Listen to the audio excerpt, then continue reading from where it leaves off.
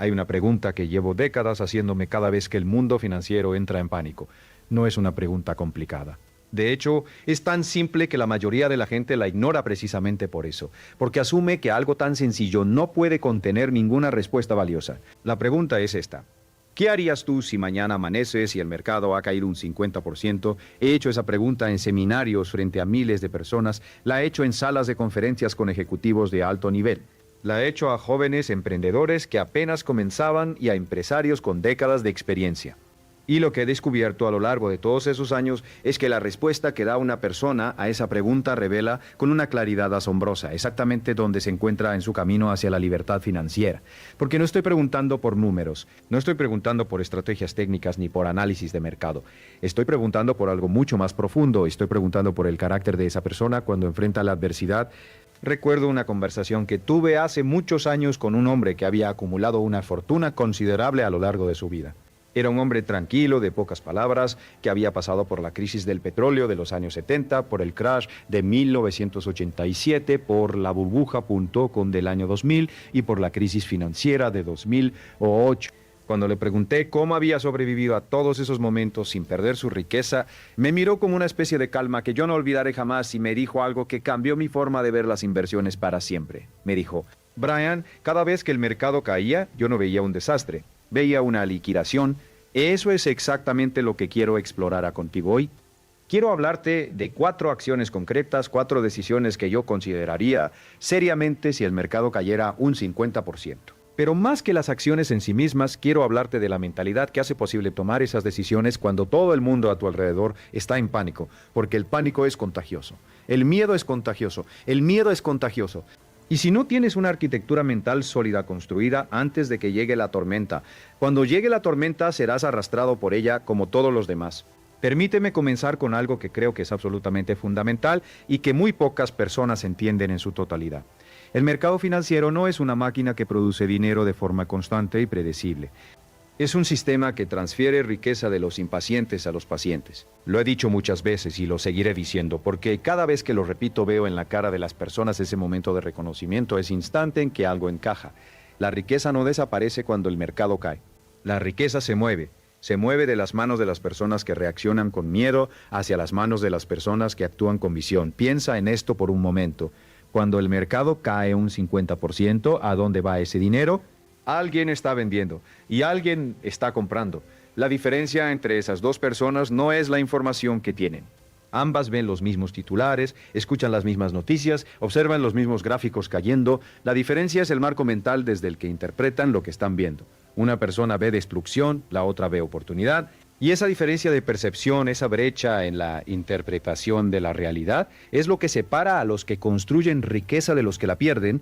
Ahora bien, antes de hablar de las 4 acciones específicas, necesito hablarte de algo que considero la base de todo lo demás. Necesito hablarte de la preparación emocional.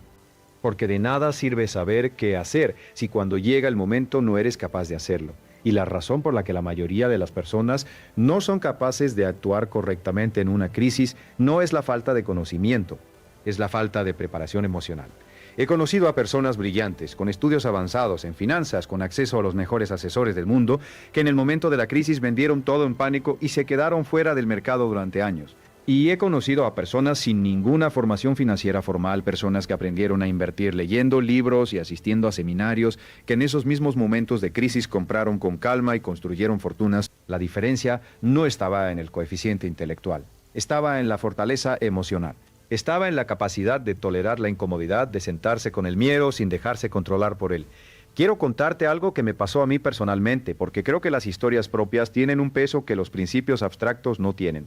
Cuando era joven, mucho antes de haber desarrollado la comprensión que tengo hoy sobre el dinero y los mercados, atravesé periodos de gran dificultad económica, hubo momentos en que no sabía cómo iba a pagar las facturas del mes siguiente, momentos en que el miedo al fracaso era tan físico que podía sentirlo en el pecho como un peso. Y en esos momentos tomé decisiones guiadas por el pánico que me costaron años de progreso. No porque fueran decisiones estúpidas en términos técnicos, sino porque eran decisiones reactivas. Decisiones tomadas desde el miedo en lugar de desde la estrategia. Esa experiencia me enseñó algo que ningún libro de finanzas me podría haber enseñado. De la misma manera, me enseñó que el mayor enemigo de tu prosperidad no está en el mercado. Está dentro de ti, está en esa voz que dice, vende antes de que sea peor, sal ahora, mientras puedes, esto es diferente, esta vez no se va a recuperar. Esa voz es el enemigo, y la única forma de derrotarla no es ignorarla, es haberla preparado de antemano para que cuando llegue el momento de la prueba tengas algo más fuerte que ella en lo que apoyarte. Así que, antes de hablar de las 4 acciones, quiero que consideres esto como el principio cero, como el fundamento sobre el que todo lo demás se construye. La preparación emocional no es un lujo, es un requisito. Y la preparación emocional se construye de la misma manera que se construye cualquier otra habilidad, con práctica deliberada, con educación continua y con la decisión consciente de desarrollar una relación diferente con el riesgo y la incertidumbre. Una de las formas más poderosas de prepararte emocionalmente para una caída del mercado es algo que llamo la visualización del peor escenario. No es una técnica nueva. Los estoicos la practicaban hace 2000 años y la llamaban premeditatio malorum, la premeditación de los males. La idea es simple pero profunda. Antes de que llegue la crisis, te sientas en silencio y te permites imaginar el peor escenario posible con todos sus detalles. El mercado cae un 50% posible con todos sus detalles. Tu cartera de inversiones pierde la mitad de su valor en papel. Los titulares de los periódicos son apocalípticos. Tus amigos y familiares están en pánico. ¿Qué harías? ¿Cómo te sentirías? ¿Qué decisiones tomarías? Al hacerte estas preguntas, antes de que ocurra el evento, estás haciendo algo extraordinario. Estás desactivando el poder del shock. Porque el shock es lo que paraliza a las personas en los momentos de crisis, no es el evento en sí mismo. Es la sorpresa del evento. Cuando algo que nunca has contemplado ocurre de repente, tu cerebro entra en modo de supervivencia y toma el control de tus decisiones. Pero cuando ya has pensado en ese escenario, cuando ya lo has procesado emocionalmente de antemano, cuando el evento ocurre, tu cerebro no lo registra como una amenaza existencial, lo registra como algo que ya anticipaste. Y eso te da el espacio mental para actuar desde la estrategia en lugar de desde el miedo. Ahora sí, hablemos de las 4 acciones. La primera acción que consideraría si el mercado cayera un 50% es hacer un inventario completo y honesto de mi situación financiera real. No de lo que creo que es mi situación, no de lo que me gustaría que fuera, de lo que realmente es. Esto puede sonar obvio, pero te sorprendería la cantidad de personas que en el momento de una crisis financiera no tienen una imagen clara y precisa de su situación real. Saben aproximadamente cuánto tienen en sus cuentas de inversión. Tienen una idea vaga de sus deudas, conocen más o menos sus gastos mensuales, pero no tienen la imagen completa, detallada y honesta que necesitan para tomar buenas decisiones. He trabajado con empresarios que tenían negocios muy exitosos, pero que en el momento de una crisis no sabían exactamente cuánto efectivo tenían disponible, cuáles eran sus obligaciones financieras más urgentes, qué activos podían liquidar sin consecuencias graves y qué activos debían proteger a toda costa. Y esa falta de claridad los llevaba a tomar decisiones en el vacío, decisiones basadas en suposiciones en lugar de en hechos. El primer paso en cualquier situación de crisis, ya sea personal o de mercado, es siempre el mismo. Conoce exactamente dónde estás, no dónde crees que estás, no dónde te gustaría estar. ¿Dónde estás? Esto requiere honestidad brutal, requiere sentarte con tus estados de cuenta, con tus deudas, con tus gastos y con tus ingresos y crear una imagen clara de la realidad. Cuando el mercado cae un 50%, hay 2 tipos de personas. Las que saben exactamente cuánto tiempo pueden mantener su estilo de vida sin ingresos adicionales y las que no lo saben. Las primeras pueden tomar decisiones estratégicas. Las segundas reaccionan emocionalmente porque están operando en la oscuridad. Uno de los conceptos más importantes en la gestión financiera personal es lo que se llama la pista de aterrizaje, es decir, cuánto tiempo puedes operar con tus reservas actuales antes de que necesites generar nuevos ingresos. Los empresarios que sobreviven a las crisis son invariablemente los que conocen su pista de aterrizaje con precisión. Saben que tienen 6 meses de reservas, o 12 o 18. Y eso les da la libertad de pensar con claridad en lugar de actuar desde la desesperación. Para un inversor individual, el equivalente es saber exactamente cuánto de tu cartera está en activos líquidos, cuánto en activos que tardarían tiempo en liquidarse. ¿Cuáles son tus obligaciones financieras fijas en los próximos 12 meses y cuánto de tu cartera podrías perder en papel sin que afectara tu calidad de vida real? Esta última pregunta es especialmente importante porque la mayoría de las pérdidas en una caída del mercado son pérdidas en papel. No son pérdidas reales hasta que vendes. Y si no necesitas el dinero en el corto plazo, una caída del 50% en el valor de tus inversiones no es una pérdida real, es una fluctuación temporal. Pero para saber si realmente no necesitas ese dinero en el corto plazo, necesitas conocer tu situación financiera real con precisión. De ahí la importancia de este primer paso. Hay algo más que quiero añadir sobre este inventario financiero. Cuando lo haces en un momento de crisis, no solo estás evaluando tus activos y pasivos, también estás evaluando la calidad de tus decisiones pasadas. Y esto requiere una honestidad que puede ser incómoda, porque a veces el inventario revela que tomaste decisiones que no eran tan inteligentes como pensabas, que asumiste más riesgo del que podías permitirte, que ignoraste señales de advertencia porque no querías ver lo que te estaba mostrando. Esta honestidad no es para castigarte, es para aprender, es para asegurarte de que las decisiones que tomes a partir de ahora sean más inteligentes que las que tomaste en el pasado. Los mejores inversores que he conocido no son los que nunca cometen errores. Son los que aprenden de sus errores más rápido que los demás. Son los que tienen la humildad de mirar sus decisiones pasadas con honestidad y la disciplina de no repetir los mismos errores. Así que la primera acción es un inventario completo, honesto, detallado, sin excusas y sin suavizar la realidad. Saber exactamente dónde estás es el punto de partida de cualquier estrategia inteligente. La segunda acción que consideraría si el mercado cayera un 50% es evaluar mis fuentes de ingresos con un ojo crítico y trabajar activamente en fortalecer las que son más resilientes. Esta es una acción que mucha gente no considera en el contexto de una caída del mercado porque están tan enfocados en sus inversiones que olvidan que la base de toda riqueza no son las inversiones. La base de toda riqueza es la capacidad de generar ingresos. Las inversiones son el resultado de los ingresos, no la fuente de ellos. Y en un momento de crisis, cuando el valor de tus inversiones cae, lo que determina si puedes sobrevivir y prosperar es la solidez de tu flujo de ingresos. He observado a lo largo de décadas que las personas que salen fortalecidas de las crisis financieras tienen invariablemente una cosa en común.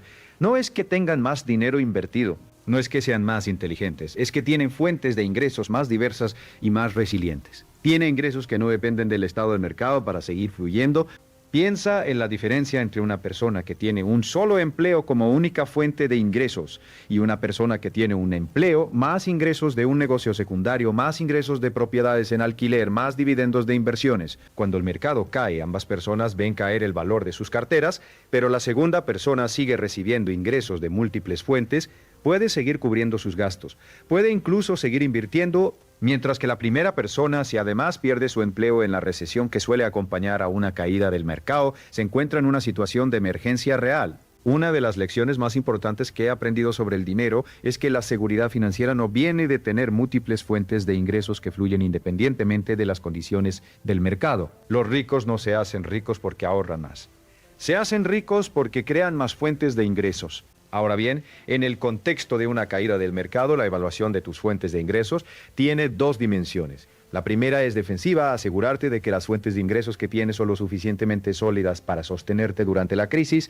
La segunda es ofensiva, identificar nuevas oportunidades de ingresos que puedan surgir precisamente porque el mercado está en crisis. Sobre la dimensión defensiva, la pregunta clave es esta: ¿cuáles de mis fuentes de ingresos son más vulnerables a una recesión económica y cuáles son más resilientes?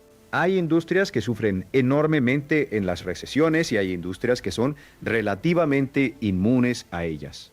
Hay habilidades que son muy demandadas en tiempos de prosperidad, pero que pierden valor en tiempos de crisis, y hay habilidades que son siempre necesarias independientemente del estado de la economía. Si tu fuente principal de ingresos está en una industria vulnerable, una caída del mercado es una señal de advertencia que debes tomar en serio. No para entrar en pánico, sino para comenzar a construir alternativas, para desarrollar habilidades adicionales, para explorar nuevas fuentes de ingresos que complementen las que ya tienes. Sobre la dimensión ofensiva, quiero hablarte de algo que he observado repetidamente a lo largo de mi carrera.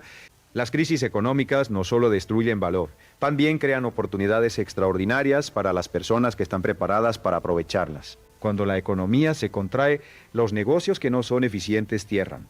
Los empleados que no son verdaderamente valiosos son despedidos. Los activos que estaban sobrevalorados caen a precios razonables. Y en ese proceso de contracción y reajuste surgen espacios enormes que personas con visión, habilidades y preparación pueden llenar, He conocido empresarios que construyeron sus mejores negocios durante recesiones, no a pesar de la recesión, sino gracias a ella.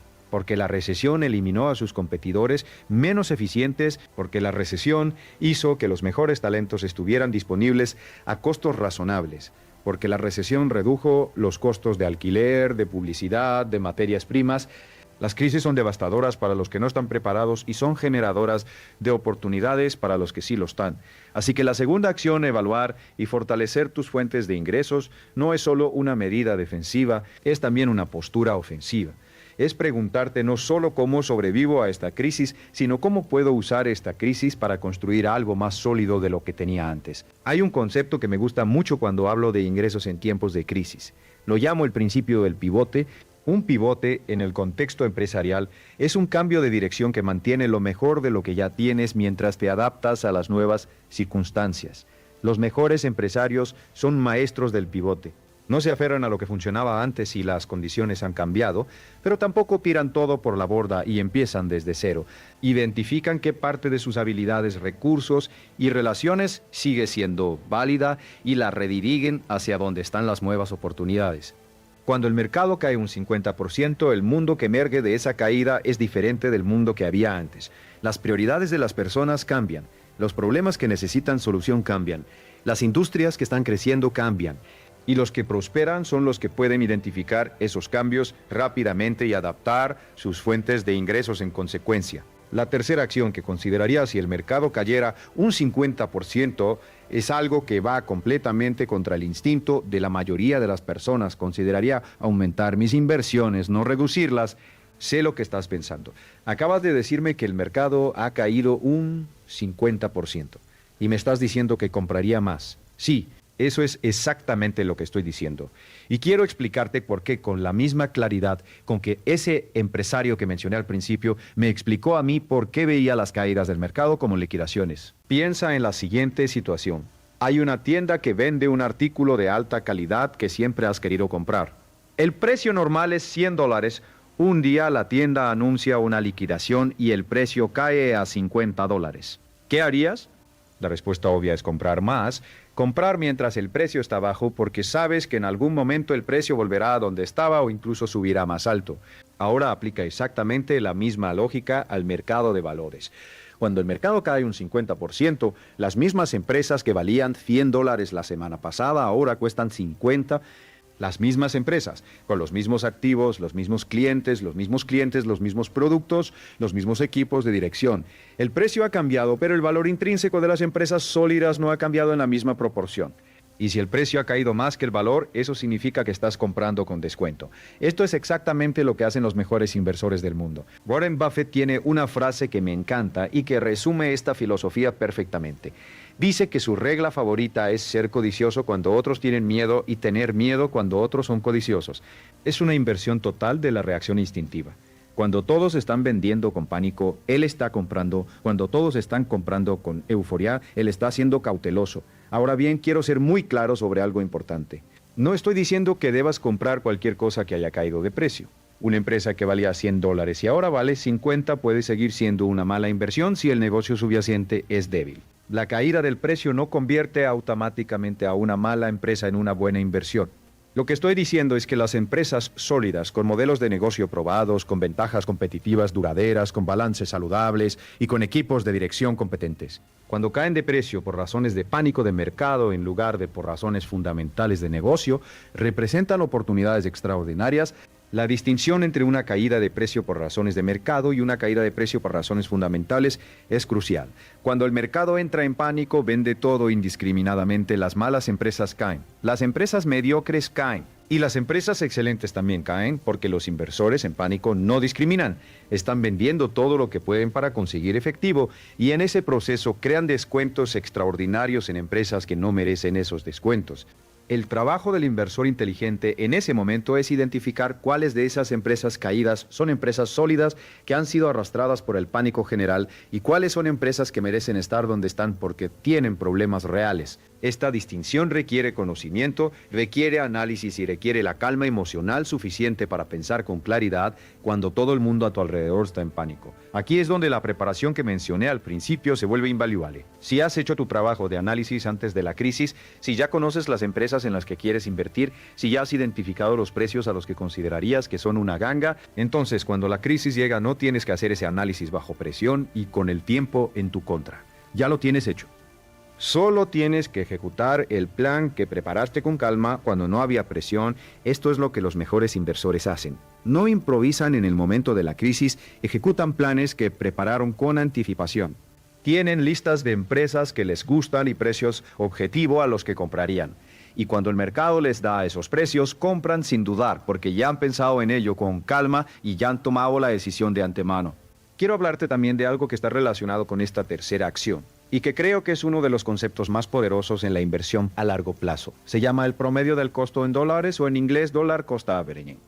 La idea es simple. En lugar de intentar adivinar cuál es el momento perfecto para comprar, inviertes una cantidad fija de dinero a intervalos regulares independientemente de lo que esté haciendo el mercado. Cuando el mercado está alto, tu inversión fija compra menos acciones. Cuando el mercado está bajo, tu inversión fija compra más acciones. Con el tiempo, esto significa que tu precio promedio de compra es más bajo que si hubieras invertido todo de una vez en el momento equivocado. Y en una caída del mercado, si sigues invirtiendo la misma cantidad mensual, estás comprando automáticamente más acciones al precio reducido. Este concepto parece simple y lo es, pero su poder está precisamente en esa simplicidad. Elimina la necesidad de adivinar el mercado, que es algo que nadie puede hacer de forma consistente, ni siquiera los mejores profesionales del mundo. Y convierte la volatilidad del mercado, que normalmente es una fuente de ansiedad, en una herramienta que trabaja a tu favor. He conocido a personas que se hicieron millonarias simplemente aplicando este principio con disciplina durante décadas. No eran genios financieros, no tenían información privilegiada. Simplemente invertían una cantidad fija cada mes, en las buenas y en las malas, y con el tiempo el poder del interés compuesto y el promedio del costo hicieron el resto. La clave es la disciplina de no interrumpir el proceso cuando el mercado cae. Porque el instinto natural cuando el mercado cae es parar de invertir, esperar a que se estabilice. Pero eso es exactamente lo contrario de lo que debes hacer. Cuando el mercado cae, cada dólar que inviertes compra más valor. Interrumpir tus inversiones en ese momento es renunciar a los mejores precios que el mercado te va a ofrecer.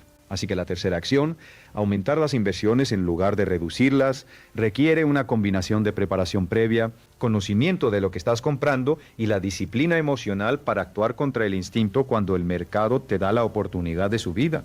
La cuarta acción que consideraría si el mercado cayera un 50% es algo que quizás te sorprenda más que las otras tres.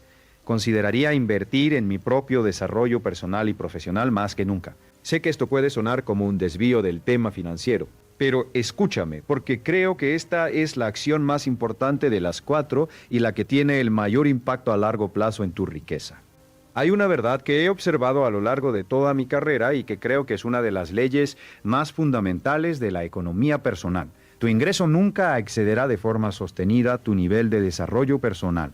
Puedes tener golpes de suerte, puedes ganar dinero rápido en un mercado alcista, pero tu nivel de riqueza a largo plazo siempre gravitará hacia tu nivel de habilidades, conocimientos, relaciones y mentalidad. Esto significa que la mejor inversión que puedes hacer en cualquier momento, pero especialmente en un momento de crisis, es la inversión en ti mismo, en tus habilidades, en tu conocimiento, en tu red de contactos, en tu mentalidad, en tu capacidad de crear valor para otros. Cuando el mercado cae un 50%, muchas personas recortan sus gastos de forma indiscriminada, cancelan suscripciones a cursos y programas de formación, dejan de asistir a conferencias, reducen su inversión en libros y en educación. Y esto es un error enorme, porque precisamente en los momentos de crisis es cuando el conocimiento y las habilidades diferenciadas tienen más valor, no menos. Piensa en lo que ocurre en el mercado laboral durante una recesión. Los empleados que son fácilmente reemplazables son los primeros en ser despedidos. Los empleados que tienen habilidades únicas, que crean valor difícil de replicar, que tienen relaciones y conocimientos que la empresa necesita desesperadamente, son los últimos en irse y los primeros en ser buscados por otras empresas. La crisis no reduce el valor de las habilidades excepcionales, lo aumenta Lo mismo ocurre en el mundo de los negocios. Los empresarios que han invertido en desarrollar sistemas, procesos y capacidades superiores a las de sus competidores son los que sobreviven a las crisis.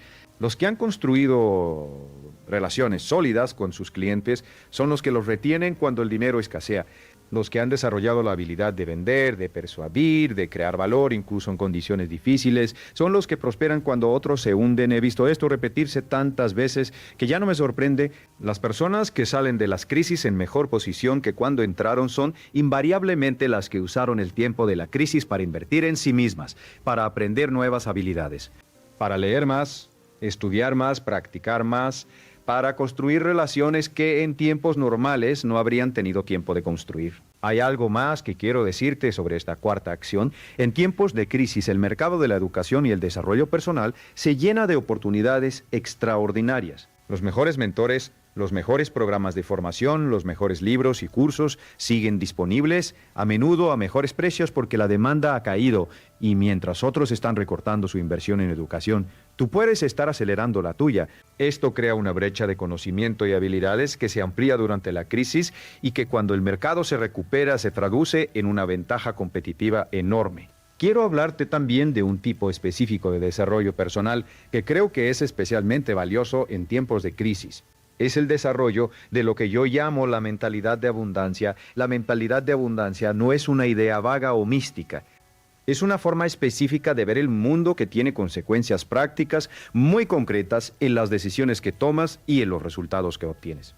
La mentalidad de escasez ve el mundo como un juego de suma cero, donde si alguien gana es porque alguien pierde, donde los recursos son limitados y la competencia es feroz, donde el miedo a perder lo que tienes paraliza tu capacidad de buscar lo que podrías tener. La mentalidad de abundancia ve el mundo como un lugar lleno de oportunidades, donde el éxito de otros no te quita nada, sino que te muestra lo que es posible, donde los recursos pueden crearse y multiplicarse, donde el riesgo calculado es el precio de la oportunidad. Esta distinción no es solo filosófica. Tiene efectos medibles en el comportamiento.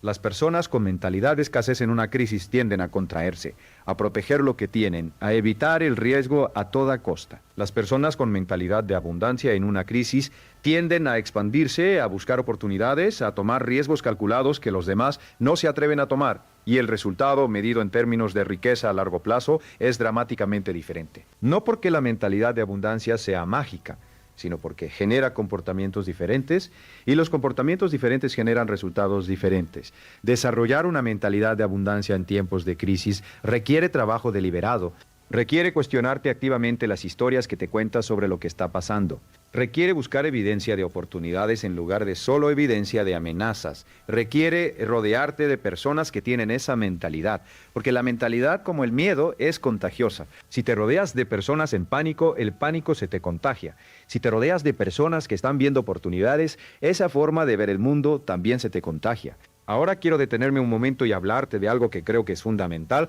para entender por qué la mayoría de las personas no aplica estas 4 acciones aunque las conozca. Y es el tema de la psicología del dolor y el placer. Los seres humanos estamos programados para evitar el dolor y buscar el placer. Esta es una tendencia evolutiva profundamente arraigada en nuestra biología. Y en el contexto financiero, esta tendencia nos hace vulnerables a errores muy específicos. Cuando el mercado cae, vender se siente como alivio. Es un acto que alivia el dolor de ver caer el valor de tu cartera. Comprar más, por otro lado, se siente como aumentar el dolor. Estás poniendo más dinero en algo que está cayendo. Tu cerebro registra esto como una amenaza y genera una resistencia poderosa. Pero aquí está la paradoja. El comportamiento que genera alivio a corto plazo, vender, es el que genera más dolor a largo plazo. Y el comportamiento que genera más incomodidad a corto plazo, comprar más, es el que genera más bienestar a largo plazo. Los mejores inversores han aprendido a operar en esta paradoja. Han aprendido a tolerar la incomodidad a corto plazo en servicio de los resultados a largo plazo. Esto no es fácil. No voy a pretender que lo es. Es una de las habilidades más difíciles de desarrollar en el ámbito financiero, precisamente porque va contra instintos muy profundos. Pero es una habilidad que se puede desarrollar. Y la forma de desarrollarla es exactamente la que he estado describiendo. Preparación emocional, educación continua, claridad sobre tus objetivos a largo plazo y una arquitectura de decisiones que te proteja de tus propios impulsos en los momentos de mayor presión. Una de las herramientas más poderosas para protegerte de tus propios impulsos es tener una política de inversión escrita. Suena formal, lo sé, pero hay una razón por la que los grandes fondos de inversión tienen políticas de inversión escritas. Es porque saben que en los momentos de mayor presión emocional, las personas necesitan algo externo a ellas mismas a lo que referirse, algo que les recuerde su estrategia cuando sus emociones les están diciendo que hagan lo contrario. Una política de inversión personal puede ser tan simple como una hoja de papel donde escribes cuáles son tus objetivos financieros a largo plazo, cuál es tu tolerancia real al riesgo, qué tipo de activos vas a comprar y en qué proporciones, cuánto vas a invertir cada mes independientemente de lo que haga el mercado y qué condiciones específicas te llevarían a cambiar tu estrategia. Y lo más importante, una declaración explícita de que no venderás en pánico, de que una caída del mercado no es una razón para cambiar tu estrategia a largo plazo. Cuando tienes esto escrito y lo relees en un momento de crisis, estás apelando a la versión más serena y racional de ti mismo, la versión que escribió ese documento cuando no había presión. Y eso puede marcar la diferencia entre tomar una decisión que lamentarás durante años y tomar una decisión que te pondrá en una posición financiera mucho más fuerte cuando el mercado se recupere. Quiero ahora hablar de algo que creo que es una de las verdades más contraintuitivas sobre el dinero y la riqueza. Es algo que he observado en cientos de personas a lo largo de mi carrera y que sigue sorprendiéndome cada vez que lo veo confirmarse. La mayoría de las personas cree que la diferencia entre los ricos y los no ricos es la cantidad de dinero que tienen. Pero eso es confundir la causa con el efecto. Los ricos no piensan de forma diferente porque tienen más dinero porque piensan de forma diferente. La riqueza es primero un estado mental y luego una realidad material. He conocido a personas que heredaron fortunas y las perdieron en pocos años porque su mentalidad era de escasez y de víctima. Y he conocido a personas que empezaron sin nada, literalmente sin nada, y construyeron fortunas considerables porque su mentalidad era de abundancia, de responsabilidad y de creación de valor. La diferencia no estaba en las circunstancias de partida, estaba en la mentalidad. Cuando el mercado cae un 50%, esta diferencia de mentalidad se hace más visible que nunca. Las personas con mentalidad de escasez ven una catástrofe, las personas con mentalidad de abundancia ven una transferencia de riqueza. Y dependiendo de en cuál de esos dos campos mentales te encuentres, la misma caída del mercado tendrá consecuencias completamente diferentes para tu futuro financiero. Permíteme hablarte ahora de algo que llamo el ciclo del miedo financiero. Es un patrón que he observado repetirse una y otra vez a lo largo de las décadas, en cada crisis, en cada recesión, en cada caída del mercado. Y entender este ciclo es fundamental para no quedar atrapado en él. El ciclo comienza con la euforia. El mercado está subiendo. Los precios de los activos están en máximos históricos. Todo el mundo está ganando dinero. Las noticias son positivas. Los expertos predicen que el mercado seguirá subiendo indefinidamente. Y en ese ambiente de euforia, las personas que normalmente no invertirían se sienten atraídas por los mercados. Compran en máximos, impulsadas por el miedo a perderse las ganancias. Luego llega la corrección. El mercado empieza a caer. Al principio, los expertos dicen que es una corrección normal y saludable. Pero la caída continúa. Y el miedo empieza a reemplazar a la euforia. Las personas que compraron en máximos ven cómo sus inversiones pierden valor. La ansiedad crece, luego llega el pánico, la caída se acelera. Los titulares son apocalípticos. Los expertos que antes predecían subidas infinitas ahora prediquen el fin del sistema financiero. Y en ese pánico, las personas que compraron en máximos venden en mínimos, cristalizan sus pérdidas, salen del mercado con menos dinero del que entraron y luego inevitablemente llega la recuperación. El mercado toca fondo y empieza a subir, lentamente al principio, luego con más fuerza. Pero las personas que vendieron en pánico están fuera del mercado, están esperando la señal de que es seguro volver a entrar. ¿Y para cuándo se sienten lo suficientemente seguros como para volver? El mercado ya ha recuperado gran parte de sus pérdidas. Y el ciclo se repite. Este ciclo no es accidental. Es el resultado de la psicología humana operando en el contexto de los mercados financieros y la única forma de salir de él es entenderlo y tomar decisiones conscientes para no seguirlo. Las personas que construyen riqueza a través de los mercados financieros son las que rompen este ciclo. Son las que compran cuando el pánico está en su punto máximo, no porque sean masoquistas, sino porque entienden que ese es el momento en que los precios están más alejados de los valores reales. Son las que no venden cuando el mercado cae, sino que mantienen sus posiciones o incluso las aumentan. Son las que tienen la visión de largo plazo suficiente para no dejarse afectar por las fluctuaciones de corto plazo. Quiero hablarte ahora de algo que considero uno de los mayores errores que cometen los inversores individuales, especialmente en tiempos de crisis, es el error de intentar adivinar el mercado. Adivinar el mercado significa intentar predecir cuándo va a subir y cuándo va a bajar para comprar en los mínimos y vender en los máximos. Suena razonable en teoría. El problema es que en la práctica es prácticamente imposible hacerlo de forma consistente, incluso para los mejores profesionales del mundo.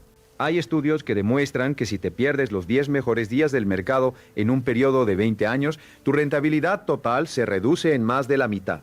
Y los 10 mejores días del mercado suelen ocurrir muy cerca de los 10 peores días, es decir, en los momentos de mayor volatilidad, que son exactamente los momentos en que los inversores que intentan adivinar el mercado están fuera de él, esperando que se estabilice. Esto significa que el costo de intentar adivinar el mercado no es solo que rara vez funciona. Es que las veces que fallas, que son la mayoría, el costo es enorme.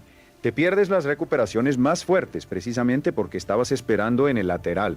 La alternativa, que es lo que los mejores inversores a largo plazo practican, es estar siempre en el mercado invirtiendo de forma regular independientemente de las condiciones. No intentar adivinar cuándo es el mejor momento para entrar o salir, simplemente seguir el plan, seguir invirtiendo, seguir comprando y confiar en que a largo plazo el mercado recompensará esa consistencia.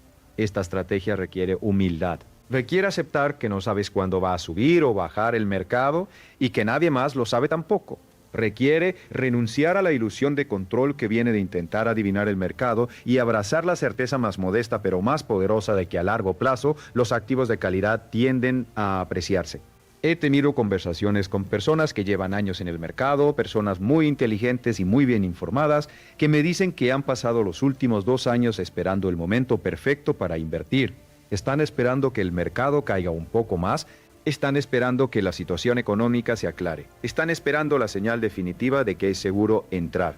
Y lo que les digo siempre es lo mismo. Mientras esperaban el momento perfecto, el mercado subió, y si el mercado hubiera caído, habrían esperado a que cayera un poco más antes de entrar. El momento perfecto para invertir no existe. El mejor momento para invertir fue ayer. El segundo mejor momento es hoy. Ahora quiero hablar de algo que está profundamente relacionado con todo lo que hemos discutido hasta ahora. Quiero hablar de la disciplina financiera como práctica cotidiana. Hay una tendencia a pensar en la disciplina financiera como algo que se activa en los momentos de crisis, como si fuera una habilidad de emergencia que sacas cuando la situación lo requiere, pero la realidad es que la disciplina financiera, como cualquier otra forma de disciplina, es una práctica cotidiana que o la desarrollas en los momentos ordinarios o no la tendrás disponible en los momentos extraordinarios. Los mejores atletas del mundo no desarrollan su fuerza y su resistencia al día de la competición. La desarrollan en años de entrenamiento diario, en los días que no tienen ganas, en los días que están cansados, en los días que nadie los está mirando. Y cuando llega la competición, esa disciplina acumulada les permite rendir al nivel que necesitan. Lo mismo ocurre con la disciplina financiera. La persona que tiene la disciplina de ahorrar, invertir cada mes, independientemente de sus circunstancias, es la persona que en el momento de la crisis tiene los recursos y la mentalidad para actuar de forma inteligente. La persona que solo piensa en sus finanzas cuando hay una crisis es la que llega a esa crisis sin preparación, sin recursos y sin la mentalidad necesaria para aprovechar las oportunidades. La disciplina financiera cotidiana incluye cosas que pueden parecer pequeñas, pero que tienen un impacto acumulativo enorme. Incluye revisar tu situación financiera regularmente, no solo cuando hay una crisis. Incluye mantener un presupuesto que te permita ahorrar e invertir cada mes. Incluye educarte continuamente sobre finanzas, inversión y economía. Incluye construir y mantener un fondo de emergencia que te dé la tranquilidad de saber que puedes sobrevivir a una crisis sin necesidad de vender tus inversiones. Este último punto, el fondo de emergencia, es especialmente importante en el contexto de una caída del mercado. Un fondo de emergencia es la cantidad de dinero que tienes en efectivo o en activos muy líquidos que cubre entre 3 y 12 meses de tus gastos básicos. La función de este fondo no es generar rentabilidad, es darte la libertad de no tener que vender tus inversiones en el peor momento. Cuando el mercado cae un 50%, la persona que tiene un fondo de emergencia sólido puede mantener sus inversiones intactas y esperar la recuperación o incluso comprar más. La persona que no tiene ese fondo puede verse obligada a vender sus inversiones en el peor momento para cubrir gastos urgentes. La diferencia entre estas dos situaciones no es de inteligencia financiera, es de preparación previa. quiero hablar también de algo que creo que es uno de los mayores obstáculos para la construcción de riqueza a largo plazo. Es el obstáculo de la comparación social. Vivimos en una época en que la comparación con los demás es más fácil y más constante que nunca. Las redes sociales nos muestran constantemente los éxitos, los logros y los estilos de vida de otras personas. Y esto crea una presión enorme para gastar más de lo que deberíamos para mantener un estilo de vida que no podemos permitirnos, para tomar riesgos financieros que no son apropiados para nuestra situación. He conocido a muchas personas que estaban en el camino correcto hacia la independencia financiera y que lo abandonaron porque se compararon con alguien que parecía estar llegando más rápido, que vieron a un amigo haciendo dinero rápido en inversiones especulativas y decidieron hacer lo mismo, abandonando la estrategia de largo plazo que les habría llevado a su objetivo de forma más segura. La comparación social en el ámbito financiero es especialmente peligrosa porque lo que ves de las finanzas de los demás es siempre incompleto. Ves el coche nuevo, la casa grande, las vacaciones de lujo, no ves las deudas, las hipotecas, la ansiedad, las noches sin dormir. Lo que parece riqueza desde afuera a menudo es una ilusión construida sobre un castillo de naipes financiero. Los verdaderamente ricos, los que tienen riqueza real y duradera, suelen ser mucho menos ostentosos de lo que imaginas. He conocido a personas con patrimonios netos de varios millones de dólares que viven de forma sorprendentemente modesta, no porque no puedan permitirse más, sino porque han entendido que el consumo ostentoso es el enemigo de la acumulación de riqueza. Hay un libro que recomiendo frecuentemente que se llama El millonario de la puerta de al lado, escrito por Thomas Stanley y William Danko. En ese libro, los autores describen los resultados de décadas de investigación sobre los hábitos y estilos de vida de los millonarios estadounidenses, y lo que encontraron contradice completamente la imagen popular del millonario. La mayoría de los millonarios estudiados vivían en casas modestas, conducían coches usados, compraban ropa en tiendas normales y llevaban vidas que desde afuera no se distinguían de las de sus vecinos de clase media.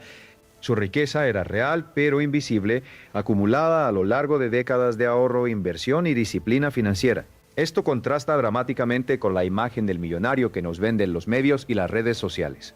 La imagen del millonario que vive en una mansión, conduce coches de lujo y vuela en jets privados. Esa imagen existe, por supuesto, pero es mucho menos representativa de la riqueza real de lo que parece. La lección es clara. Si quieres construir riqueza real y duradera, necesitas desconectarte de la presión de la comparación social. Necesitas definir tu propio estándar de éxito basado en tus objetivos y valores, no en lo que los demás parecen tener. Y necesitas tomar decisiones financieras basadas en ese estándar, no en el deseo de impresionar a otros. Quiero hablar ahora de algo que considero esencial para cualquier persona que quiera construir riqueza a largo plazo. Es el tema de las deudas y cómo gestionarlas, especialmente en el contexto de una caída del mercado. Hay dos tipos de deudas fundamentalmente diferentes: las deudas que te hacen más rico y las deudas que te hacen más pobre. Esta distinción puede parecer obvia, pero la mayoría de las personas no la aplica conscientemente en sus decisiones financieras. Las deudas que te hacen más rico son las que usas para adquirir activos que generan ingresos o que se aprecian en valor a lo largo del tiempo. Una hipoteca para comprar una propiedad que vas a alquilar. Siempre que los números funcionen, puede ser una deuda que te hace más rico. Un préstamo para financiar la expansión de un negocio que genera buenos retornos puede ser una deuda que te hace más rico. En estos casos, la deuda es una herramienta que te permite crear más valor del que pagarás en intereses. Las deudas que te hacen más pobre son las que usas para financiar consumo. Las tarjetas de crédito con saldos pendientes. Los préstamos para comprar coches que se deprecian.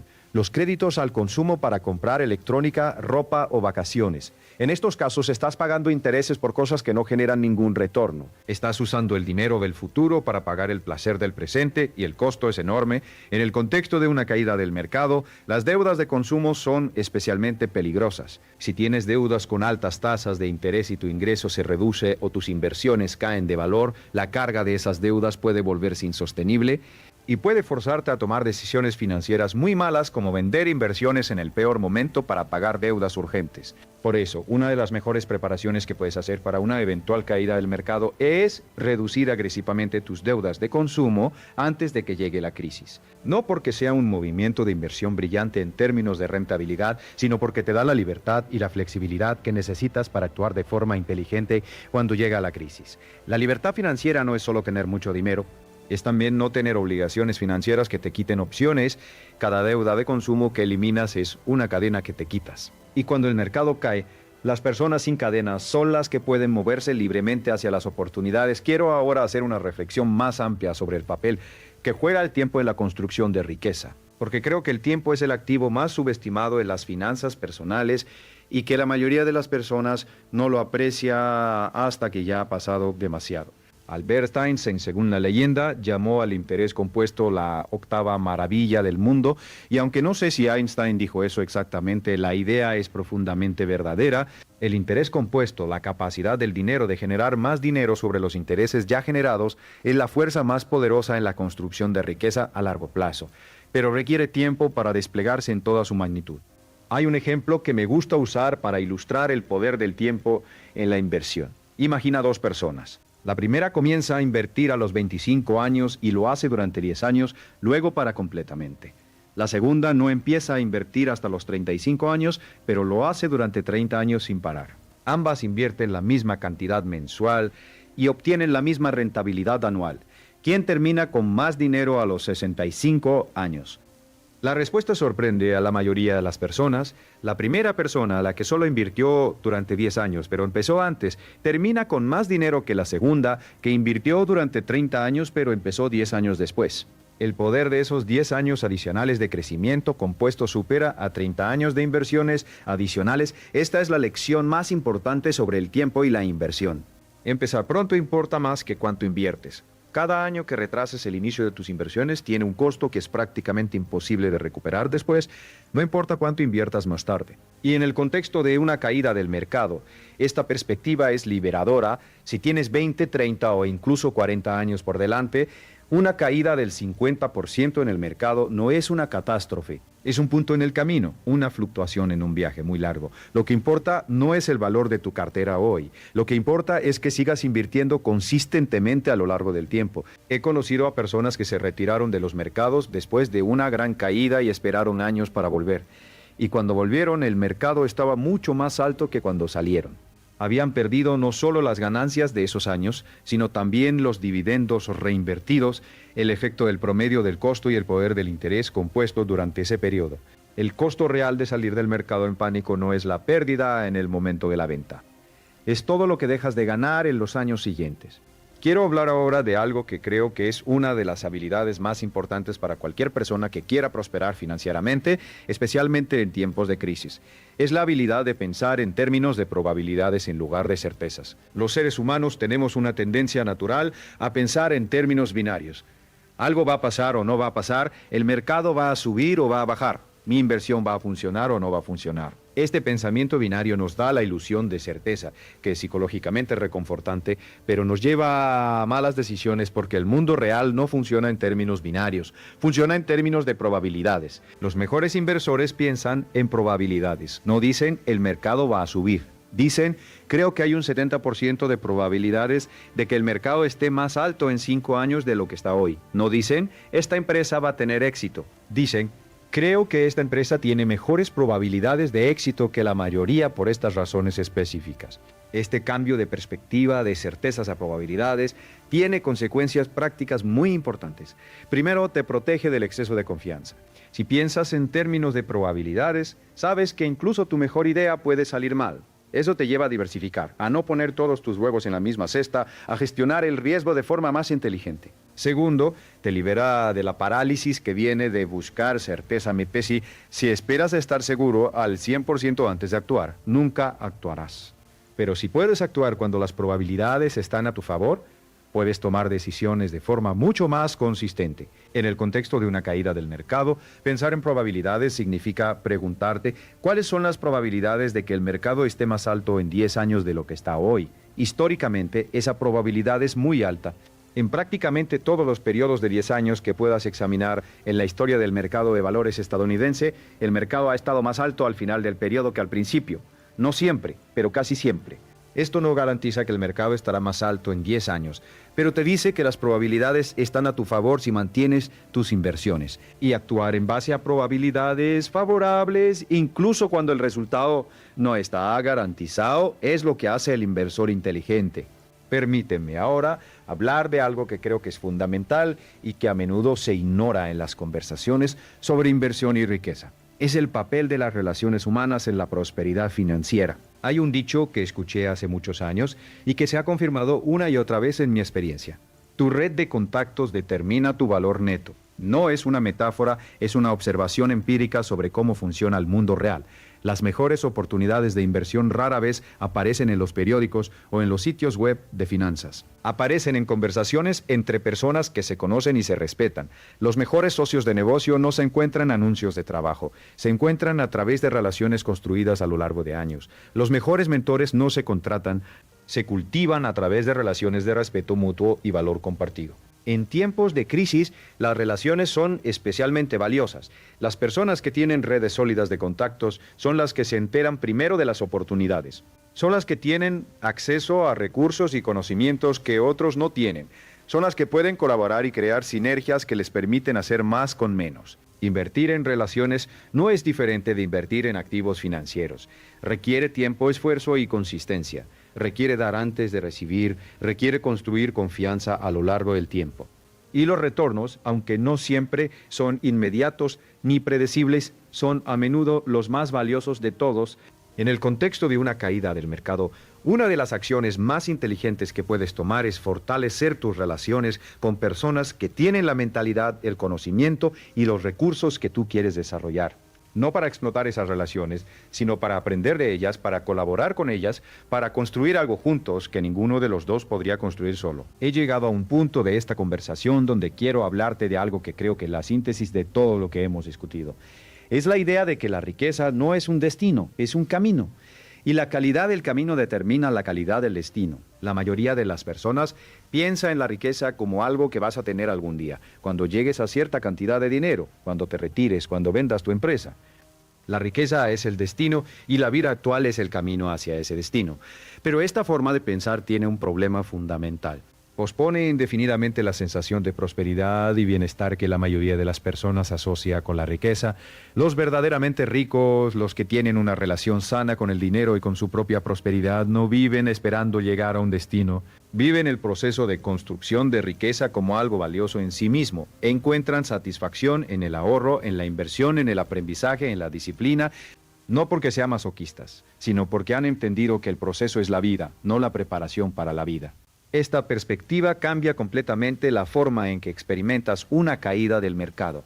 Si la riqueza es un destino, una caída del mercado es un retroceso en el camino hacia ese destino. Es algo que te aleja de donde quieres llegar. Es una pérdida. Pero si la riqueza es un camino, una caída del mercado es simplemente una parte del terreno que estás recorriendo. A veces el terreno es llano y fácil. A veces es difícil y accidentado. Pero siempre estás en el camino. Siempre estás aprendiendo, siempre estás construyendo. Esta perspectiva te libera de la ansiedad que viene de ver tu valor neto fluctuar con el mercado. Te libera de la necesidad de que el mercado valide tus decisiones en el corto plazo, te da la paciencia y la consistencia que necesitas para construir riqueza real a lo largo del tiempo. Quiero hablarte también de algo que creo que es fundamental para mantener esta perspectiva de largo plazo en los momentos de mayor presión. Es la claridad sobre tus valores y tus objetivos más profundos. ¿Por qué quieres ser rico? No la respuesta superficial. La respuesta real, ¿qué es lo que la riqueza te permitiría hacer, ser o tener que no puedes hacer, ser o tener ahora? ¿Qué libertades te daría? ¿Qué miedos eliminaría? ¿Qué experiencias te permitiría vivir?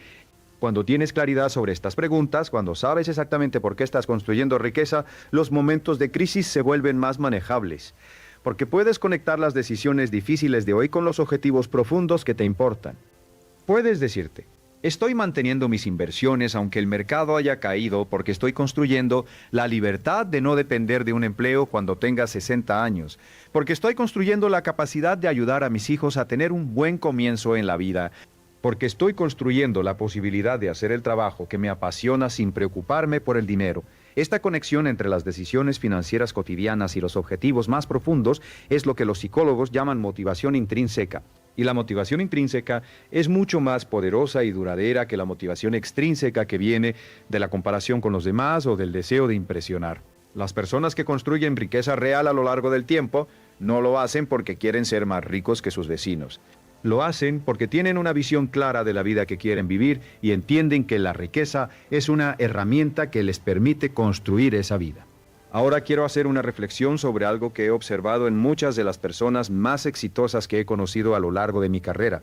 Es algo que llamo la paradoja de la urgencia y la paciencia.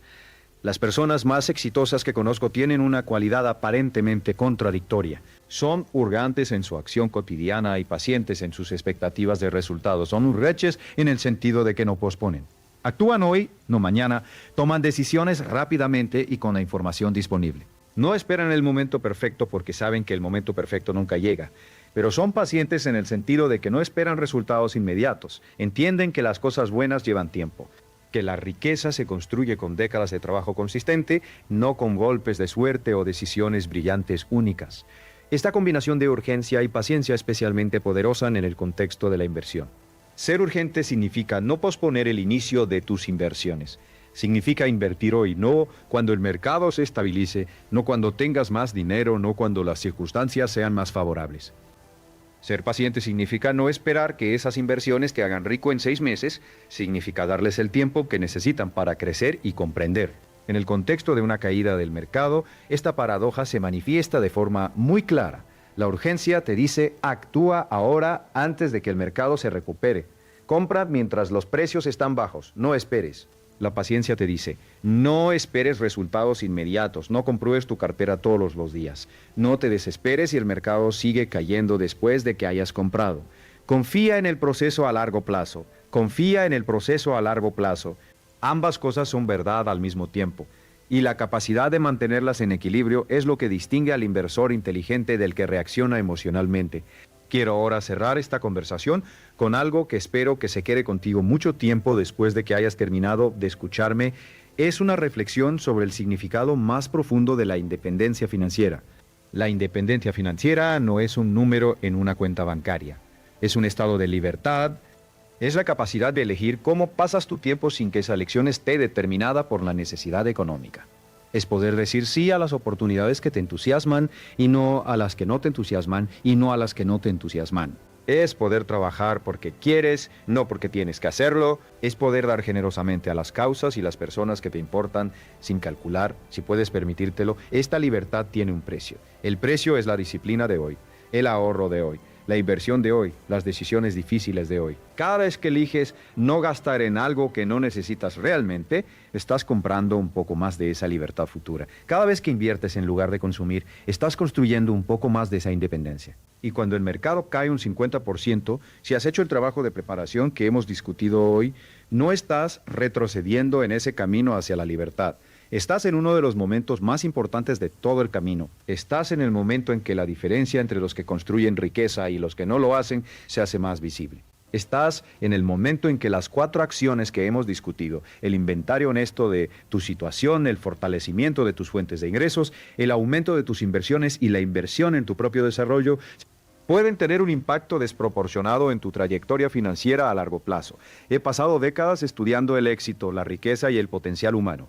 Y una de las conclusiones más claras a las que he llegado es esta. Las crisis no te definen, lo que te define es cómo respondes a ellas. Las crisis son el momento de la verdad en que la preparación que has hecho o no has hecho se revela con total claridad. Las personas que han construido la mentalidad correcta, que han desarrollado los hábitos correctos, que han hecho el trabajo de preparación que hemos discutido hoy, esas personas no temen las caídas del mercado, las esperan. No con impaciencia maliciosa, sino con la tranquilidad de quien sabe que está preparado para aprovecharlas. Y esa tranquilidad, esa sensación de estar preparado para lo que venga, es en sí misma una forma de riqueza. Es la riqueza de la confianza en ti mismo. La riqueza de saber que independientemente de lo que haga el mercado, tú tienes las herramientas, la mentalidad y la estrategia para navegar hacia donde quieres llegar. Quiero dejarte con una pregunta final que espero que te acompañe. No es una pregunta sobre el mercado, no es una pregunta sobre inversiones o estrategias financieras, es una pregunta sobre ti. Si mañana el mercado cayera un 50%, ¿quién serías tú en ese momento? ¿Serías la persona que reacciona con miedo y vende en el peor momento? ¿O serías la persona que actúa con visión, con calma y con estrategia, aprovechando la oportunidad que la crisis le presenta? La respuesta a esa pregunta no está determinada por las circunstancias del mercado. Está determinada por el trabajo que hagas hoy, por las decisiones que tomes hoy, por la persona en la que elijas convertirte hoy.